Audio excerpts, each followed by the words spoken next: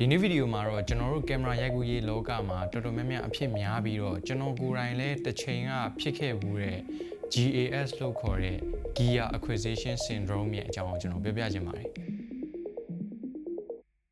GAS ဆိုတာကျွန်တော်တို့ဒီ creative နယ်ပယ်မှာယောဂတစ်ခုလိုမျိုးတင်စားပြီးတော့ခေါ်ရတဲ့ပစ္စည်းကိရိယာတွေပေါ်မှာအလွန်ကျွံဆွဲလန်းမှုပဲဖြစ်ပါတယ်ဘလို့လူတွေမှာအဖြစ်များလဲဆိုရင်နံပါတ်1 the perfectionist ပြီးပြည့်စုံမှုကိုရှာဖွေရတဲ့လူတွေငါဖန်တီးလိုက်တဲ့ဗီဒီယိုငါဖန်တီးလိုက်တဲ့အမှုပညာ output ကအမိုက်ဆုံးအကောင်းဆုံးအရေးအသွေးအကောင်းဆုံးဖြစ်ရမယ်ဆိုပြီးတော့လုံးဝကိုပြီးပြည့်စုံမှုကိုရှာဖွေနေတဲ့လူတွေနံပါတ်2ကတော့ pro amateurs လို့ခေါ်တဲ့ professional စံကျင်တဲ့သူတွေပါဝါသနာရှင်အဆင့်ကနေ level မြင့်ကျင်တဲ့အခါမှာကိုယ့်ရဲ့အရေးအချင်းကိုမြင့်ဖို့ထက်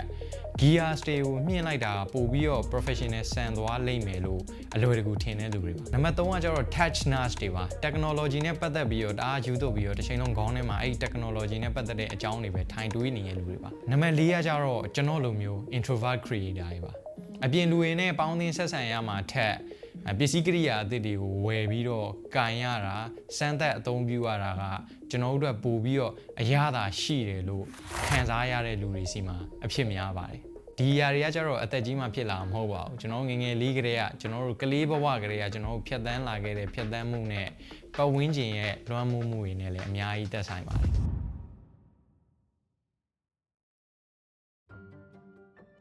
ဘယ်လိုမျိုးရှိမလဲဆိုရင်ဥပမာကျွန်တော်ငယ်ငယ်ကကျွန်တော်အဖိုးကပတ်စံအရန်ချမ်းသာတယ်ကျွန်တော်လိုချင်တဲ့အရာတွေဆိုရင်အများကြီးဝယ်ပေးတယ်ကျွန်တော်လိုချင်တဲ့အယုတ်တွေဆိုရင်လည်းဝယ်ပေးတယ်ဝယ်ပေးရဆိုရင်လည်းလုံးဝအကောင်းဆုံးနေမှာဝယ်ပေးတာပါအဲ့ဒီအတွက်ကြောင့်မလို့ကျွန်တော်ကငယ်ငယ်လေးကတည်းက quality ဆိုတဲ့အရာတစ်ခုကိုကျွန်တော်ခံစားခဲ့ရပါတယ်ဒါပေမဲ့ကျွန်တော်အရွယ်ရောက်လာတဲ့အခါမှာကျွန်တော်တို့ရဲ့မိသားစုကအစည်းအဝါပြတ်သွားပါတယ်အဲ့ဒီအချိန်ကနေစပြီးတော့အရင်ကလိုမျိုးကျွန်တော်လိုချင်တာတွေလည်းမရတော့ဘူး quality ဆိုတဲ့အရာကိုလည်းကျွန်တော်အချိန်တော်တော်ကြာမခံစားခဲ့ရတော့ပါဘူးအဲ့တော့ကျွန်တော်လုပ်ငန်းလုပ်ပြီးတော့ကိုယ်ပိုင်ပတ်စံရှာနိုင်လာတဲ့အခါမှာအဲ့ဒီတုန်းကလိုချင်တဲ့အရာတွေအားလုံးကိုဒီချိန်မှာပြန်ပြီးတော့ဖြည့်ဆည်းခြင်းနဲ့စိတ်တွေကပို့ပြီးတော့ပြင်းထန်လာပါတယ်အဲ့ဒါကိုစိတ်ပညာမှာ compensatory consumption လို့ခေါ်ပါတယ်နောက်ထပ်တစ်ခုကကျတော့ social comparison ပဲဖြစ်ပါတယ်တငယ်ချင်းတွေလှုပ်ဖို့ကိုင်ဘက်တွေရဲ့ကြားထဲမှာကိုယ်အထင်အသေးမခံရဖို့ဒါမှမဟုတ်ရင်လည်းကိုကဆရာကြီးဖြစ်ကြောင်ပြသဖို့အတွက်အကောင်းဆုံးပစ္စည်းတွေကိုလက်နက်အဖြစ်အသုံးချပြီးတော့ကိုယုံကြည်မှုတိဆောက်တာပဲဖြစ်ပါတယ်ပြောရမယ်ဆိုရင်ဗျာနောက်ပိုင်း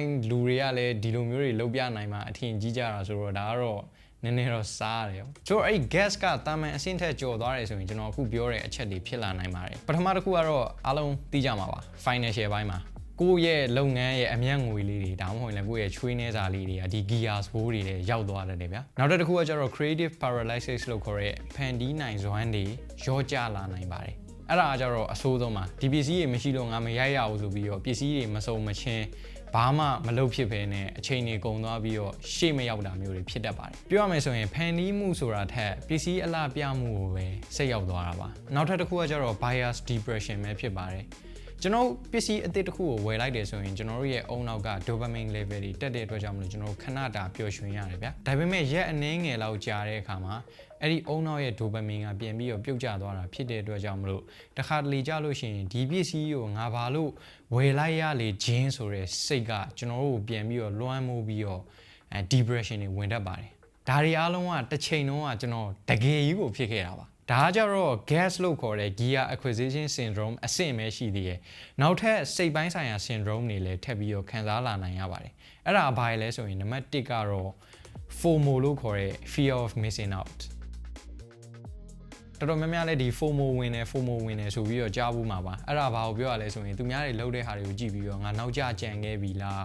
းငါများရှေ့မရောက်တော့ဘဲနဲ့ငါဒီနားကြီးမှာပဲတန့်နေပြီလားဆိုရဲကြောက်စိတ်တွေကိုက attention မရမှာမျိုးတွေကိုကြောက်တဲ့စိတ်တွေအဲ့လိုစိတ်ပိုင်းဆိုင်ရာယောဂလက္ခဏာမျိုးတွေဖြစ်လာတတ်ပါတယ်နောက်တစ်ခုကကျတော့ diode effect လို့ခေါ်ပါတယ်အဲ့ဒါကကျတော့ကျွန်တော်တို့ကင်မရာသမားတွေမှာတော်တော်များများအဖြစ်များတဲ့ကိစ္စပါကျွန်တော်ကင်မရာလေးဝယ်ပြီးသွားပြီဆိုရင်အဲ့ဒီကင်မရာလေးနဲ့တွဲပြီးတော့သုံးဖို့အတွက် lens အကောင်လေးလိုချင်လာတယ် lens လေးဝယ်ပြီးသွားပြီဆိုရင်လည်းအဲ့ဒီ lens ရဲ့ထိပ်မှာတက်ဖို့အတွက် filter အကောင်းစားလေးလိုချင်လာတယ်ကျွန်တော်တို့လက်ရှိအသုံးပြုနေတဲ့ setup ကပို့ပြီးတော့ကြီးသွားတာဖြစ်တဲ့အတွက်ကြောင့်မလို့အရင်ကင်မရာအိတ်အသေးလေးနဲ့မဆန့်တော့တဲ့အတွက်ကြောင့်မလို့ကင်မရာအိတ်အကြီးကိုကျွန်တော်တို့ပြန်ပြီးတော့လဲရမယ်အဲ့လိုမျိုးကျွန်တော်တို့ပစ္စည်းအသစ်တွေကိုတစ်ခုပြီးတစ်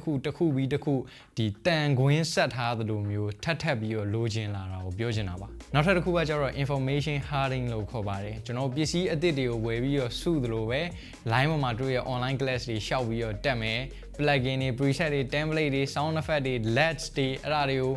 folder လိုက်ကြီးအကုန်လုံးရှောက်ဝယ်စုထားပြီးတော့မသုံးဘဲနဲ့တင်ထားမယ်အဲ့လိုမျိုး effect တွေဖြစ်လာတတ်ပါတယ်နောက်ဆုံးအဆိုးဆုံးတစ်ခုကကျတော့ shiny object syndrome လို့ခေါ်တဲ့လက်ရှိlowလက်စ project ဒါမှမဟုတ်ရင် workflow ကိုညီးငွေလာပြီးတော့